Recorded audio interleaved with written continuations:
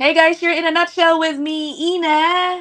Alam nyo, in this economy, kung pag manood ka ng balita, madalas natin nakikita na ang daming nawawala ng trabaho. Layoffs left and right. In this episode, we are going to talk to somebody who recently lost his job. Okay, so kakamustahin natin. Pero ang good news pala, no, nakahanap na rin siya muli.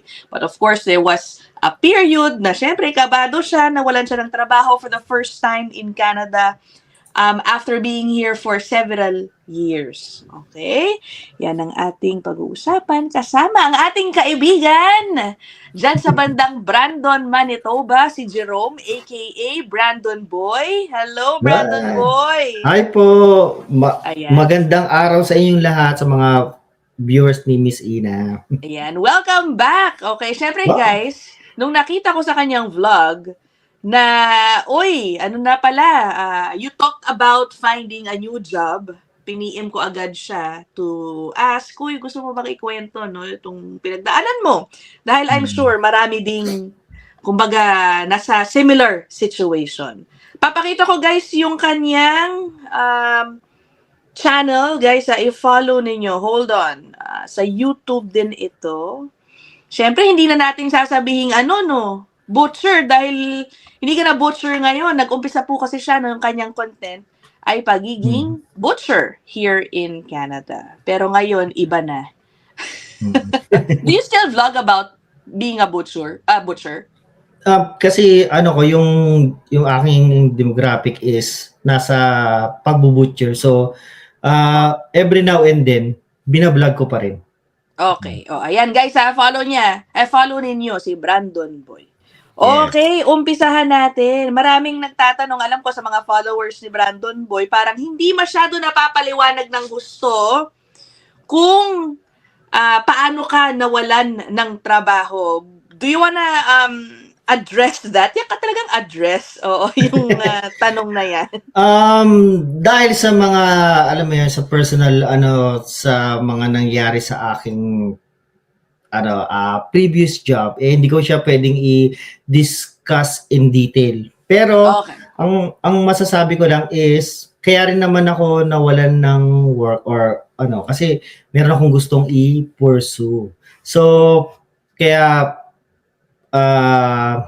ang masasabi ko lang medyo complicated kung paano yung pag-transition ko from other company, paghahanap ng ibang company, at sa pag-iwan ko sa dati kong trabaho.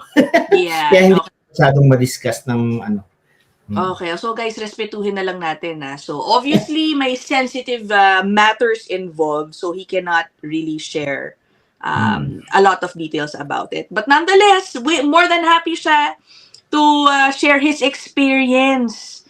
So ano nangyari, no? First time mo nawalan ng trabaho, Yes. first time mo naging unemployed since you arrived here in what year ulit yun? 2023? 2022.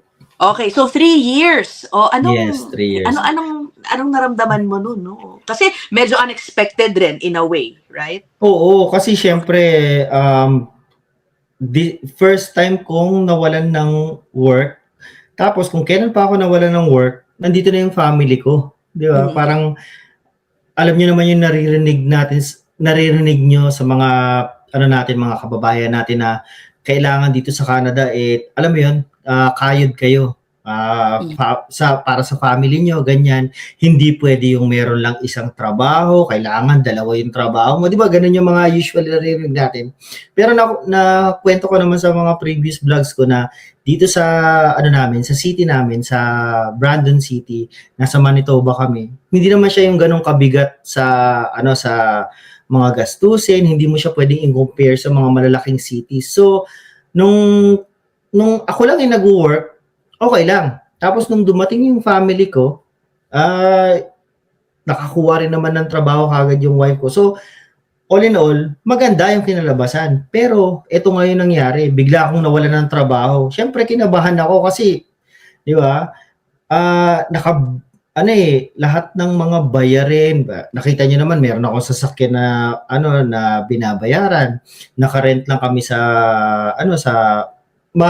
although malaki naman siya, hindi naman siya gano'ng kalakihan na pero siyempre binabayaran pa rin namin siya monthly. Kasama pa rin yung mga ano namin, mga bills namin for alam mo yung mga gano'n. Natakot ako kasi nung nawalan ako ng trabaho, ang mag-aano niyan, ang magso-shoulder ng lahat ng mga gastusin na yun, yung wife ko. Mhm. Sa kagandahang ano naman, yung wife ko kasi nakakuha din naman ng magandang work. Kaya ipinapasalamat ko rin na yung wife ko talagang ano rin sa kanyang work. Talagang pagkarating niya rito sa Canada, parang 3 months lang, nagsabi na siya sa akin na gusto niya na maghanap ng trabaho. Kasi parang, alam mo yun, parang hindi rin siya kampante na nasa bahay lang. Ganun. Oo. Yeah. Yun ang ano sa akin ngayon eh. Oo. At syempre, I'm sure ang una mong naisip nung nawalan ka ng work, oh my, kailangan mo na agad makahanap ng ibang Oh, work. yes. At Grabe. pumasok na rin sa isip mo, kasi sa vlog din ni Brandon Boy, he would also from time to time talk about layoffs, yung mga nawawalan ng trabaho, kahalagahan ng pagkakaroon ng trabaho dito. So, Yes. na-experience mo na firsthand, kamusta yung job hunting experience mo dyan sa Brandon? Ito nga, di ba yung sinasabi ko lagi sa mga vlogs ko, yung paghahanap ng trabaho, ibahin nyo pag kayo nasa mga big cities kayo. Lagi kong ibinibida sa mga vlogs ko, kapag nandito kayo sa Manitoba, wala kayong problema sa paghahanap ng trabaho. Parang biglang inano sa akin, idinirekta sa akin yung barel. Tignan natin kung kung tama yung sinasabi mo na yan, subukan natin in real life, sabi sa akin. Ngayon, bigla akong nawalan ng trabaho.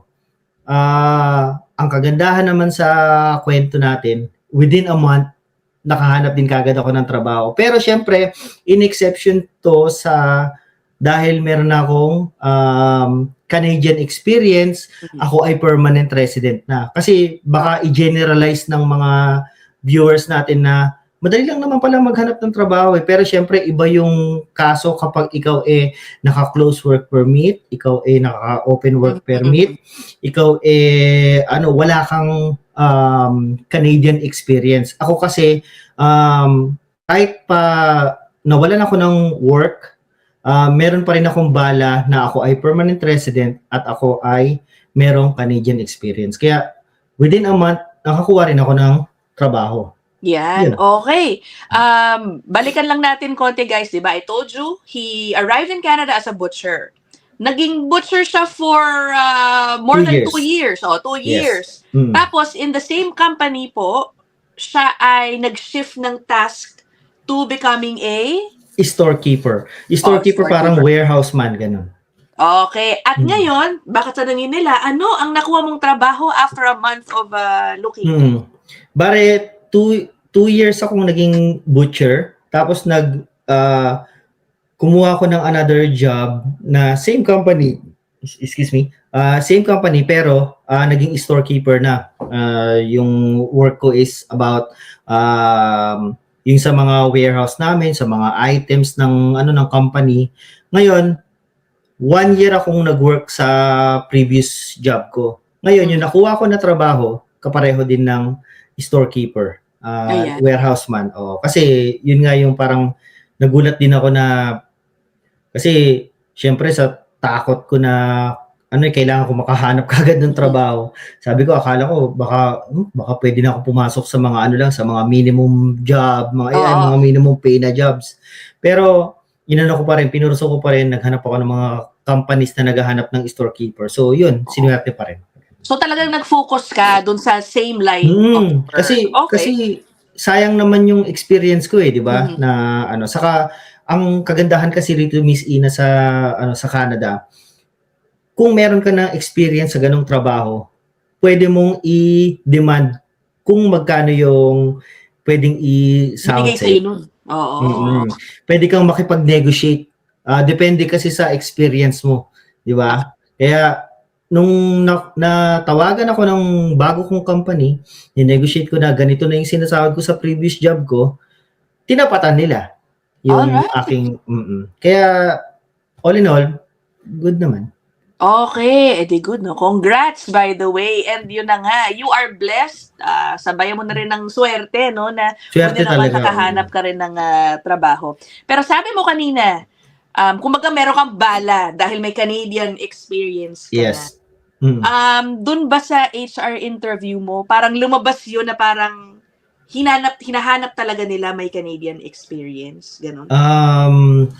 Ang masasabi ko lang, hindi naman siya totally Canadian experience eh. Masasabi natin na Canadian experience kasi yung galaw ng trabaho natin sa Philippines kasi yung work ko sa Philippines as a government employee, supply officer, halos pareho siya sa sa ginagawa ko ngayon.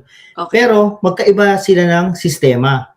I mean, kung kunyari experience ko lang from the Philippines tapos ngayon ako nag-a-apply na new company, parang hindi siya papasa eh. Kaya masasabi ko na mas maganda yung meron akong Canadian experience. Galing ako sa previous job ko dito rin sa Canada, sa bagong company ko ngayon, nung tinatanong nila ako, halos pareho eh, ng ginagawa ko eh. No, sabi, paano ko yung ganito, ganyan, nangyari ganito, yung system nila, ganito. Mas maiko-compare ko siya sa previous job ko, laban dun sa sa company ko nung nasa Pilipinas. Hindi ko siya masasagot ng direkto eh. I see. Okay. Ito pala, no, hindi ko na-press kanina. Kamusta yung isang buwan? Nung wala ka pang clear employer, nakailang resumes ka na submit? Tapos, nakakatulog ka ba nun?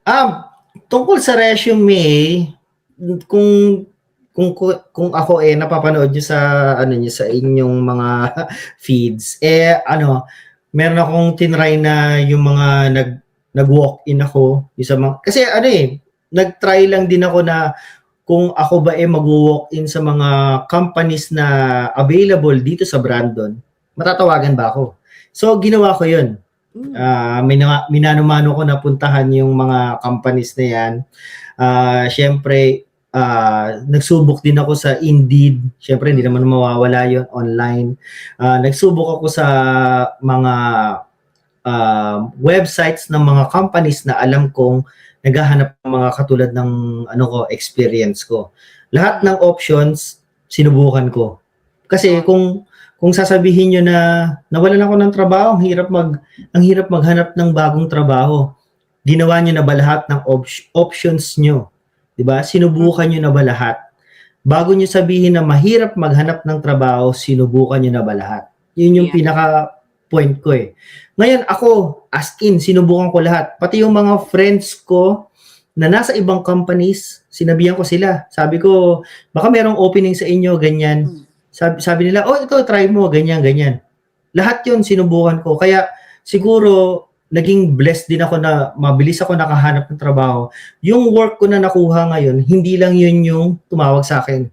Maraming kumontak sa akin through email, tumawag sa akin sa personal number ko na ganito. Ang lang talaga, ito yung pinaka-swak sa experience ko. Kaya ito yung kinuha ko. Pero, dahil din sa inyong, dahil sa determination nyo, dahil sa inyong, ang tawag doon, yung parang effort ninyo, mababalik naman yun, di ba? Yan. Ang galing nga, at least, nakailang job interviews ka dun sa isang buwan. Yes, marami akong interviews, marami akong sa mga call, marami ring mga email sa akin na dumating. So, okay. Yeah. Okay. At isa pang maganda, no, ang sabi kasi ng marami ngayon, dahil nga mahirap daw makahanap ng trabaho, no, ang nag-work na lang daw lately, referral. But in your case, hindi sa akin wala. Referral. Okay. Walang referral sa akin. Oo. Talagang nakita lang nila ako sa Indeed. Pero yung ibang mga sa akin, mga calls, nakita lang din sa resume ko na pinasa ko. Nakita lang din sa Yung iba sa referrals kasi sa mga friends ko eh. Oo. Pero hindi siya totally through referrals. Sige. Maliban. Pero iba rin to, Miss Ina, kasi syempre nasa Manitoba tayo, Brandon tayo, baka sabihin naman nila. Correct, guys. Syempre, no, the situation, I'm sure, would be different if you are in the more crowded, no, mas maraming tao na mga towns. Again, na nasa Brandon, Manitoba, si Brandon Boy. Okay. O, nakwento mo na, no, yung job hunting strategy mo. Paano naman yung pag-uwi mo sa bahay? Ayan na, time off na, o hold muna sa pagsasabit ng resume. Ano yung parang, paano mo kinakausap yung mga anak mo about you being at home for the Ay, meantime? nako. Ano yung pakiramdam? Tapos nakikita mo si Mrs. yung pumapasok. At syempre, hindi mo naman alam kasi at that time na buti na lang, 1 buwan lang pala nagtagal yun. Ano? Anong pakiramdam? Yung sa unang tanong mo about sa mga kids ko, dun din ako nagkaroon ng realization na yung mga anak ko, kasi yung mga anak ko mga dalaga na eh. So, nagmamasid din sila. Nakikita nila, ang tagal nang nasa bahay lang ni daddy ah. So yung panganay ko nagtanong, sabi niya, ano ba to? Why are you not in work? Sabi ng panganay ko, sabi ko, kasi di ba nagkaroon ako ng previous na injury? Hindi mo sinabi yung totoo? Anong ano? Hindi ko sinabi yung totoo kasi syempre, di ba, yung panganay ko kasi, ano siya, yung talagang ano na siya, aware na siya sa nangyayari sa paligid. Yung concern mo. Okay. So, pagka sinabi ko na ganun, parang baka mag-worry siya na ano kami, parang kulang kami sa income, yung mga ganun. Yeah, Alam niya na yun, mga ganung bagay, kasi high school na eh. So, ang sinabi ko lang na dahil meron akong injury, nagpapahinga ako. Buti na lang, 1 month lang yung pinahinga ko. Tapos yung tungkol naman sa wife ko, syempre, hindi ang thankful lang ako sa wife ko kasi ano siya, hindi mo siya mariringgan ng reklamo.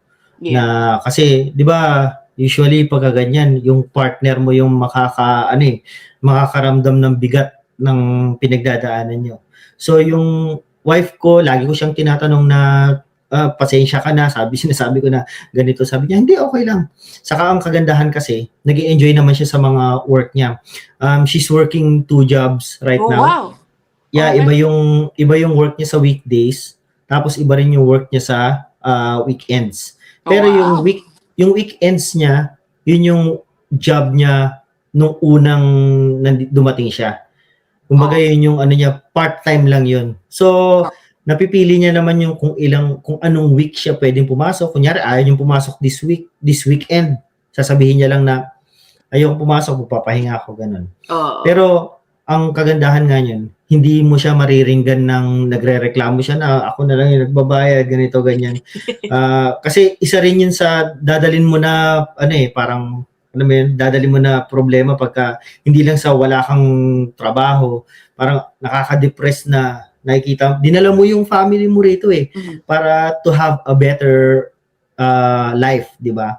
Tapos, makikita mo yung mga anak mo, yung asawa mo na naghihirap dahil wala kang trabaho, di ba? Kaya yun din yung nag-ano sa akin, yun yung pinaka-drive ko na makahanap kagad ng trabaho.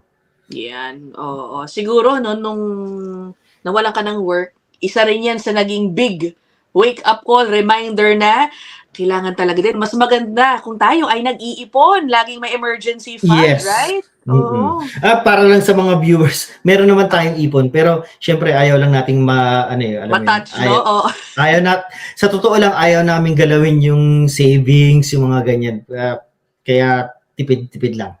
Yan. Okay. Well, yun lang naman. O, diba? Again, congrats. Good for you. I'm so Thank happy. you po. Thank you. Okay na agad. Okay, meron ka na ulit work. So guys, baka meron sa inyong nanonood, meron din kayong similar na pinagdadaanan, losing a job, how has it been, anong ginagawa nyo, baka hindi pa kayo nakakalandang job, hindi kasing blessed ng kaibigan nating si Brandon Boy. Yeah, what are you doing? What job are you looking for? Yeah, anything related to this topic, put them down there in the comment section. Dito na po natin tatapusin ang ating episode. Maraming salamat muli, Brandon Boy. Guys, ito ang kanyang YouTube channel. Please subscribe. Ayan, ha? Brandon Boy. Okay, so that is it. Bye, everybody. Thank you, Brandon Boy. Thank you.